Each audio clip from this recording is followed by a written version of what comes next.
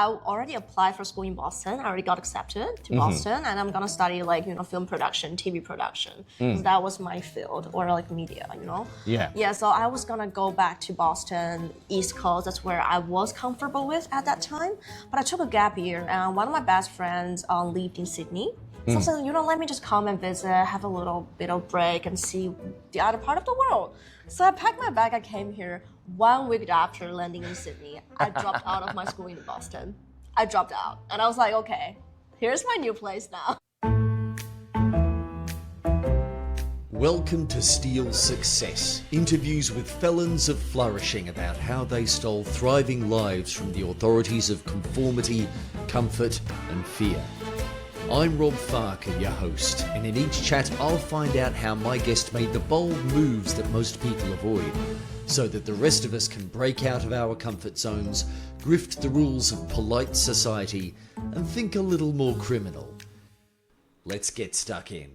Look, when you go to your guest's website and the headline is "A Girl with Too Many Tabs Open," you know you're going to be in for a pretty interesting chat. My guest for this episode, Arianna Shang, is a proper felon of flourishing, with fingers in many, many pies. Not only is she a DJ and a model, but she's also running her own fashion label, Untrend, through which she sticks it to the man of fast fashion.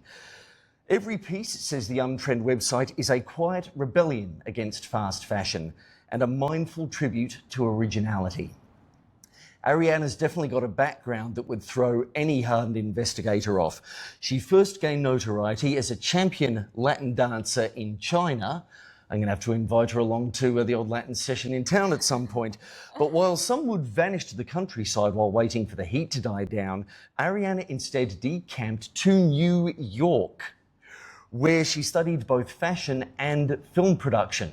Kind of feeling a little bit out of my league here, sitting here with a couple of mics, a light and an iPhone. But anyway, now here in Australia, Arianna is a full scholarship PhD student at a candidate at the University of Sydney, but even study hasn't slowed her down. I managed to bump into her at a couple of fashion events around town and figured that she would make a great guest for the show. I am keen to discover just how Arianna manages to pull it all off, and how maybe we all can adapt her cunning plans and ruthless schemes to help us commit to more thriving in our lives. Arianna Shang, welcome to the Steal Success podcast. Thank you so much for having me, Rob. You're most welcome. So tell us a little bit more about your thriving life. What is awesome about it that we haven't already covered? I think you covered pretty much it. Based on very small, interactions, but you already got the majority of my, life passed out. So yeah, thank you so much for that. I think that's the major things I'm doing now. So I'm doing full-time studying as a PhD full scholarship student at the University of Sydney. My research is in marketing and sociology. I'm also teaching at a university. I have been teaching for a few years now at the university. Wow. Yeah, I'm leading a discipline team at the university as well. I'm leading the business, qualitative, business subjects team at the university. We're running a program to support student success. So kind of also education focused, but also counseling focused in a way. I'm debuting as a DJ next week, which is really exciting. I'm super excited about that. I'm also a dancer. As you mentioned, I've been dancing for a very long time. I'm trying to get out one of my first video project this year. So do my own choreo and try to put together a team for the video project. Oh, fantastic. I think that's pretty. Yeah, I'm running my business for Untrend accessories. I am wearing them today. Aha. Yeah, representing for my brand, of course. I'm also working on some really exciting secret projects that I'm not gonna share for now. But if you stick by, maybe for a few future episodes, I will share that. Yeah. Absolutely. We'll definitely be keen to have you back on, because I have no doubt there is a lot more to the Arianna Shang story that hasn't even happened yet. All the time, yes. So is there an origin story here? Was there a time that was kind of opposite to where you are now, when you were still maybe trying to work out where your life was even going to go? I think that is a very fair question, to be honest. I feel like everyone is still figuring out, where life is taking you somehow. I mean, that is the whole point of life. That is the whole point of life. I've already thought about okay, I know exactly what I'm doing. it's boring. 5 years down the road, you will change your mind. So I think that's my main mindset. Like I don't always seek for an answer and stick to that answer. I'm like, if that's an option, I go for it. I go for it full and see where it takes me. I explore my options in a way. Ah, Yeah. so tell us a little bit more about what sounds like the start of the story when you were back in China. So what was the area that you grew up in like? So I grew up in Wuhan. I think now we all know where Wuhan is, the story behind Wuhan. But yeah, China, as everyone probably knows, has a very rigid and very stressful studying system, schooling system. Same with me. My parents have very, high expectations of me. So like growing up in China is not the most fun experience in terms of education. So yeah, it's not even 9 to 5. It's like from the moment you open your eyes up until the moment you go to sleep. It's a very long day of stressful studies. So I'm like, it's getting a bit overwhelming for me when I turned, 13 years old around that time. So I was really rebellious as well. I have been very rebellious since born. So yeah, I was just telling my parents, I'm like, you know what, like I might want to, go out and try a few different options. Try living in a different country. So yeah, I left my hometown when I was 13 years old on my own, off my way to the United States. Wow. Yes. So did you have, as a 13-year-old child going from Wuhan to New York City, did you have any kind of support network waiting for you there? I guess yes and no. So like, because I was a minor, so first year I was actually living in Minnesota. So that's like a very cold, state bordering with Canada. It's lovely, but I lived in a small town and it's very cold. So in that school, I was at a boarding school. So I do have a lot of, friends around. I started to make friends. We have really good support from the school. My parents back home, they still support me a lot. They check on me. But I guess I was just a very independent girl. Like, going out at 13-year-old, like a lot of my friends, they cry, at night in the dorm, which is, it's fair. Like you're young, you miss home. But I was just full of excitement. I was like, oh my God, I'm on my own now. I'm so excited. So yeah, because like it was really small town. So I decided to move to New York. So I actually did the whole, application thing on my own. So I moved myself when I was 14 from Minnesota to New York. All right. So where were you applying for? Just a high school. I was in high school. Even middle school. Yeah, I was in 9th grade. Yeah. All right. So there was of course, you would have to have filled out the paperwork to get from one school to the other. And accommodation, again, was it a boarding school, I assume, that you went to? First school, yes. In New York, no. In New York, we were staying with host families. So we stayed with local, families. Their kids go to the same school with me. So, I become part of the community in a way. Yeah. And I love my high school so much in New York. Like it was the best community you can ever, possibly have. Well, from everything you've described so far, it really sounds like you're almost a natural-born felon of flourishing. Hell, I remember when I was a youngster, crying one night away from home at Cub Scout camp, let alone, going to a ruddy boarding school. You mentioned the difference kind of between yourself and the other kids, but did you get any kind of inkling as to what it was in your own mindset that made the difference? Or, was it anything that somebody else could take away from that? Yes, I guess brave. Like you gotta be brave. That's the biggest thing, I guess. And also like not being afraid of like making a fool of yourself. Because like I guess like as a kid, like you seek for that security, or even just as humans, even as adults, you seek for security. Yeah. You want to go to places that you're comfortable with, like you know what to expect in a way. But I was just like, if I make a fool of myself, let it happen. It's gonna pass, People are gonna forget. People are gonna have a good laugh, but like after 1 day or 2 days, they're gonna forget about it. So yes. Why not put yourself out there? So I think that was like one of the very, big points that I see myself being different from others. Yeah. How many siblings did you have back in China, by the way? I have one brother. He also lives here. Oh, yeah, he lives with me in Sydney, but he only moved here in 2019, I think. Yeah, so when he steps into university, so I was like, come join me in Sydney. Okay. Yeah. So how then did you go from New York to here? It almost seems like New York has a certain mystique about it, the place where it's either New York or perhaps LA, California, where people want to go. So what made you eventually move on? That is a very good question. I get asked this question every single time because New York has had so many perks, about it. Like it's such a world-class city to be in. It's actually very interesting. Like, I took a gap year after I finished high school in New York. I already applied for school in Boston. I already got accepted to Boston, and I'm gonna study like film production, TV production. 'Cause that was my field, or like media, Yeah. Yeah. So I was gonna go back to Boston, East Coast. That's where I was comfortable with at that time. But I took a gap year, and one of my best friends lived in Sydney. So I said, let me just come and visit, have a little bit of break, and see the other part of the world. So I packed my bag. I came here 1 week after landing in Sydney. I dropped out of my school in Boston.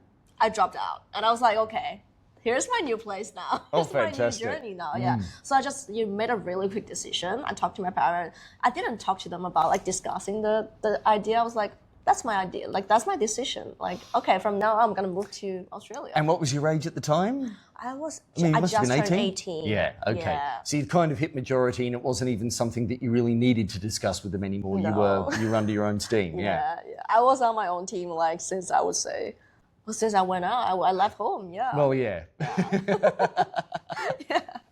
So, I mean, I almost have to wonder whether or not there was, did the pressure wind up doubling on your brother? Obviously you are the unruly child, so your mum and dad were like, no, you must be the good one, or were they like... I mean, luckily he was the good one. He has been the good one. Yeah, so like he is very, I don't like. He's very chill. He's a very chill guy. It's like you put him anywhere in the world, he will make himself comfortable in the spot. He's very adaptive as well. He went to a Canadian school, international school in China. So he was gonna go to either Canada or UK. That's where his friend groups are. So he only came to Sydney because I was like, I'm here. Like, why not you join me? So we have a family abroad, living together. Yeah. So he came join me. I think his love, and I think my parents. A lot of people might think that I leave home young because I don't like, living with my parents, but my parents are the most supportive parents you can ever have. They supported my every single decision, like on fantastic. the journey. So even though, we don't live together, but we talk a lot. Every decision I make, I still share with them. Like they just won't intervene with my decisions in a way. Yeah.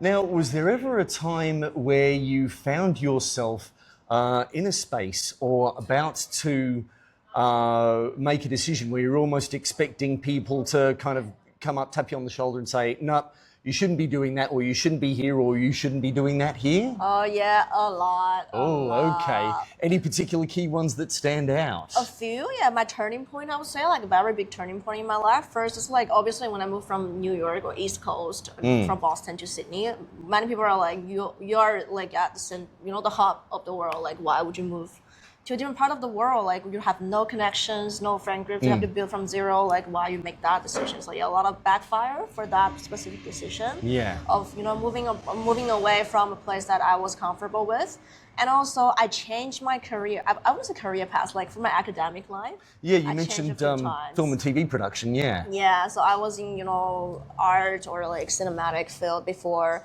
but I moved here. I was like, Sydney University is very famous for business programs. So if I'm going for the school, I want to go to the best program it's got. So let me aim for that. So that's why I changed to business in a way. Yeah. But then for my postgrad, I'm like, you know what? I love sociology. I love social science. I love linguistics. So I changed into linguistics, something completely different. That's gonna land you no job. Just a little tip. Linguistics land you no job. So just for fun, yeah, you can study it. So yeah, that was another big decision. I didn't even step into PhD. People are like, oh, what's your goal of doing a PhD? It's like 3-4 years out of your time. It's gonna take you away from a career path. Also, I got a lot of backfire from that decision. Yeah. So definitely a lot of backfires for decisions I've made. Right. Yeah. But again, so far it seems to be working out pretty well for you. Seems like, yeah. Now, you've probably heard Steve Jobs' famous Stanford commencement address, where he talks about casting a wide a net as possible in terms of seeking knowledge, and then finding out later how all of the disparate elements come together, connecting the dots, as he says. So what have you found? Have there been any surprising connections for you where you've seen all these seemingly disparate elements of knowledge come together? I have seen a lot, and I think it naturally happens for every single one if you really pay attention to it or if you put your mind to it. So like, say for example, I studied a bit of film production back in New York, and that was when I was 16, 16, 17 years old, and then just completely stepped away from that industry until last month. I was actually filming, a launch video for Untrend, website. All right. And I was using my skill of, creating a storyboard, designing the shots, the angles in my head. And those are all knowledge that I've built like 10 years ago that I never thought I would use. Same thing in doing social media. Like I've been doing social media every now and then, here and there. Not like full time, but I've been doing social media for fun in a way. My research area was not initially in social media, but because of how social media is so impactful now, my research tied, into social media as well. It's like I'm bringing my social media insight into my PhD research. Wow. It's just things, you never thought it's going to have a connection with. Yeah. It is incredible at times. So on top of all that, now, and apologies if I've got this wrong, was it the Your Shot competition that you went in for? Yes. So, all right, how did this additional creative avenue of becoming a DJ, how did that come about? I've always wanted to be a DJ since high school. Oh. That was the honest truth, but I didn't have the time. Okay, so was there an early experience where you went to a party and saw a DJ running the decks and you went, yes, please, that's what I want? Or Yes, because I was a dancer, like DJ. I think I went to that party, like the DJ was vibing a lot. It's, he's got a really good vibe. So I'm like, essentially, you are dancing on the deck. And you are controlling the room. Like, how amazing is that? Like, you're making everyone to have a good time by dancing on the deck. I never thought of it quite like that. I wonder, one of my first chats with for this podcast was with a DJ, and I ought to run that by him, actually, and I've got another one recorded as well with another DJ, so I'll have to run it by those guys and say, hey, how do you... Dancing on the deck, is that the way you guys find it? That's incredible. Yeah, I guess for everyone it might be different, but for me, like, because I'm a dancer, so I see things probably from my perspective. I'm like, okay, so they're dancing on the deck. Yes. Yeah. Okay, and at the moment, as I understand it, you're still kind of like in your early to mid-20s, and you're still doing your PhD studies. You've got Untrend on top of it, and we will get back to Your Shot soon because I'm sure there are great stories there. But you've just done that. You've taken on the extra years of study for your PhD. How do you keep on top of it all, Ariana? I think it's that passion and excitement, to be really honest. And also, like, you gotta go exercise to make sure that you have the energy for all of the things. Because my friends was literally asking me the other day, she's like, how do you have so much energy every day? I'm like, you have to, maintain yourself in a way that you have the energy to feel every single thing you want to do, because life is short. If you want to make sure that everything happens, you got to make sure that you have the energy to actually go for them. Yeah. And also passion, time management is a big part. I don't like wasting time. I procrastinate, of course. But my way of procrastination is also productive. So if I want to procrastinate over my PhD research, right? I go to edit my videos for social media. Okay, if I want to procrastinate over, doing social media work, then I go back to research. So, I pick different things to procrastinate, but also being productive. So it's active procrastination, no matter what. I love that word. Yeah. Yeah, no, you don't just camp out on the couch, crank up YouTube or Amazon Prime or Netflix or anything like that with a bowl of snacks and a Coke or something. No, that's okay. I'm definitely feeling a little bit on the inadequate side now. No, but I do like that. Having multiple creative endeavors means that if you're feeling overwhelmed on one thing, then you just pick up another thing that you want to work on. And then you're also being productive while procrastinating. Because people ask me, like, wouldn't that be so stressful for you all the time? I'm like, no, because if you're taking a break from one task, mentally taking a break from one task by doing another task, I am resting in my own way. I still watch YouTube every now and then. I take a very long trip, every year to make sure that I completely wind down myself. But, I just love being productive. I just have so much energy in me, and I'm so passionate about progressing every single thing I'm doing. So, I enjoy this lifestyle a lot. Fantastic. All right, so tell us a little bit about the experience of entering Your Shot. So how did you find out about it? What was the process like, and how did you come out at the end? Again, it's a very funny story. I make a lot of spontaneous, life-changing decisions all the time, which just echoes back to when I say, always take your shot, always take your chance. So I found about a competition one day before the closing date of an application submission. I was hanging out with my friend. Shout out to ZZ. ZZ is a designer. She's a designer. You should probably talk to her as well. She runs her own, fashion collection store. Yes, please. Yes, please. Send me through the details. I'm always happy to connect with more potential guests. Yeah, she's very creative as well. So I was just catching up with ZZ. And she's like, oh, do you like music? I'm like, of course, I'm a dancer. I love music. And I love going out to parties. I love music. And she's like, oh, there is a DJ competition thing. The application closes tomorrow. Do you want to join? I was like, what? And he's like, yeah, it's called Your Shot. Like, have a look at the website. So I went back home, have a look at the website. I kind of forgot about it, put it on the side. And then she messaged me that night. She's like, oh, so have you signed up? Is it closed? I'm like, oh, I haven't. Let me do it. So I was just like, okay, let me just quickly sign up. And then I signed up. I went to the selection day, 1 week after. And yeah, and then I'm just now in Your Shot. I'm enjoying it so much. I'm enjoying it so much. All right, and as I understand it, you have chosen a DJ name for yourself. So if people are trying to track you down, how do they find you as a DJ? It would be DJ Ari Shang. So Ari is still my name, Ariana, but Shang is very similar to the pronunciation of my last name, Sean. So yeah, and it's got a bit of, sparkling sense to it. It's called DJ Ari Shang. All right, and the competition is still going? It's going next Sunday, so May 31st. Oh, right. Yes. No, that'll be good to. I actually might have to make a note of that and see if I can. So where is it actually happening? It's at home, the venue. So one of the biggest venues in Sydney. Yeah, very signature venue. Yeah. No, I remember home actually going into place way back in I think the late 90s, early 2000s. Yeah, it's been around for a while. Yeah. All right. Now, how did Untrend then come about? Untrend is also, again, reflecting my rebellious personality. I love jewelries. I love accessories. I love fashion. I love shopping, of course, as a fashion girl. And I love going to Glebe Market. And I'm always, going out to different markets or going around, stores in Australia, trying to find really, unique and edgy accessories.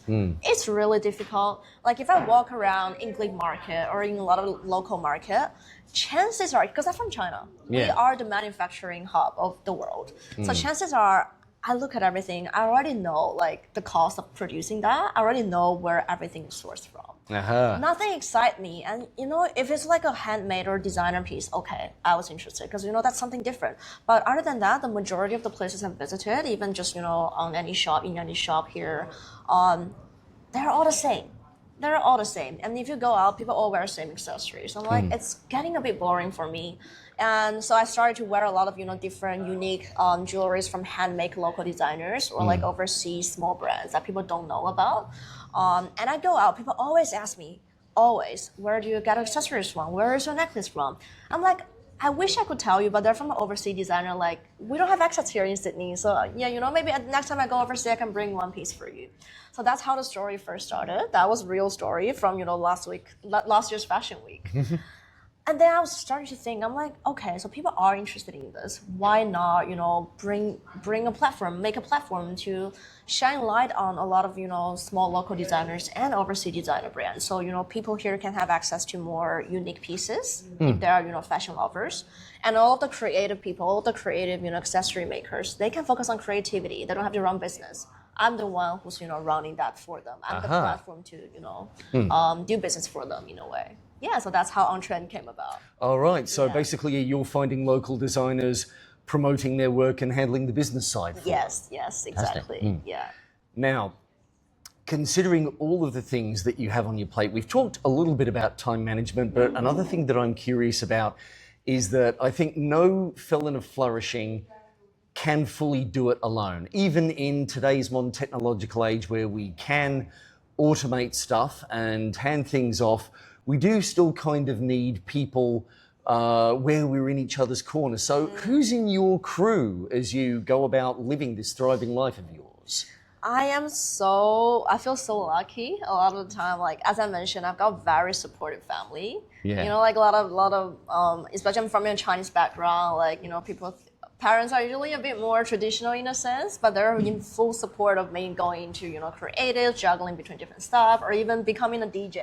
Yeah. They're like, okay, go for it. My mom was the other day, she was like, oh, you're so cool, girl. Like, she's like, yeah, go for it. So my parents, my brother is super helpful, super supportive.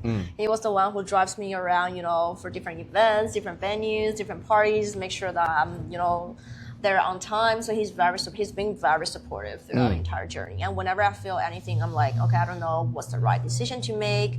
He's always there to have a conversation with me. Like, he doesn't tell me what to do. He doesn't tell me, I think that's the right way, that's the wrong way. But we have a very long conversation. And at the end of the conversation, I'm like, okay, I think I've got a decision now. Yeah, apart from family, my friend groups, I love you so much. My friends, like, I love my friends so much. Like, we don't see each other that often because we're all very busy people. But whenever we need to talk to each other, we have a very long conversation and everything makes sense after that. Yeah. So no matter what, you can usually get somebody on the phone just to brainstorm. Always, yes. Yes. Now, what then is next for Arianna Shang? Aside from, of course, winning your shot, but... yeah, you bet I'm gonna win. I guess I just want to continue. Like I said, I don't want to set a time or I'm not looking for an answer as where I want to land in a way. I just want to keep doing what I love, keep, searching around to see what's next. What's the next opportunity? I do want to go into DJ, in a more professional way or more seriously. So I want to start playing more gigs for DJ. I want to grow Untrend alongside of DJing as well, just, explore my creativity while also juggling my academic life. I think I am going to send out a few papers and hopefully, fingers crossed, I'm going to be attending conferences next year in Europe for my PhD. So yeah, just, continuing doing everything I love and see everything blossoming in a way. Yes. If there is one piece of advice you would give a wannabe felon of flourishing, someone who wants to thrive in the same way that you do in your own life, what would you tell them that you reckon would help them get there? I would say do not limit yourself. Do not think that, oh, I don't have time for that. I don't have energy for that. You always do. If you, manage to shift things around, if you really decide that is what I want to do. And it's never too late to start anything. There's no rules around anything. I think another very big point about me, or I always give this tip to friends around me, is that if anyone tells you no, you find a yes. You don't get stopped by that no. You find that yes for you. Yeah. No, that does seem to be a big thing. And also keep asking, because you're probably going to get a lot more no's, but that's just getting you to that yes seems to be a thing. Exactly. Yeah. No, that is something that I am practicing right at the moment, is just putting myself in situations, and instead of putting all my expectations on this one interaction, just go, okay, don't worry about it. If it doesn't work out, go find the next one. Exactly. The worst you can get is a no. And then you forget about it, People forget about it all the time. So don't take everything. Don't hold on to a lot of things to yourself. Focus on the positive. Focus on the yes. If it's a no, you forget about it. You go for the next yes. Yes. Indeed. Arianna Shang, it has been wonderful getting to chat with you about your thriving life and how you got there. Thank you very much for your time. Thank you so much for having me. I enjoyed this chat a lot as well. Yeah. I'm glad you did. And look, before we do shut this down, I think we have to give a massive shout out to this wonderful venue that you organised. Thank you very much. Yeah, actually, thanks to Cunning, a friend. We actually connected on social media as well. So this is a beautiful place. She curated all of the designer furniture piece from around the world, overseas designers. So yeah, please come check out. It's in Alexandria. It's a beautiful, beautiful venue. Yes. Right now. And it's called New Peace, that's right? Yeah. And Piece, not Peace. Yes. Yeah. Arianna, thank you once again. Thank you.